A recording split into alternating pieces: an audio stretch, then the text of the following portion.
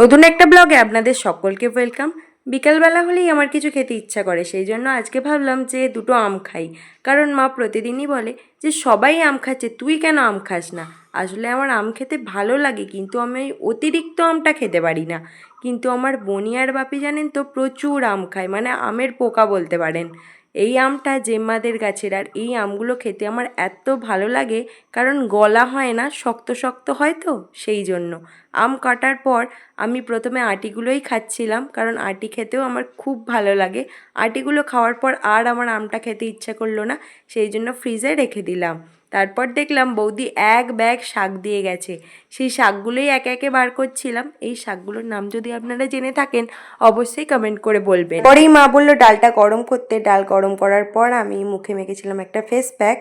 তারপর চলে এসেছিলাম চা করার জন্য, কারণ মা এই কদিন হলো চা খাচ্ছে, সেই জন্য আজকে চাটা আমিই করে দিলাম। আমি তো চা খাই না, সেই জন্য মাকে দিয়ে ফেস প্যাকটা ধুয়ে ফেললাম।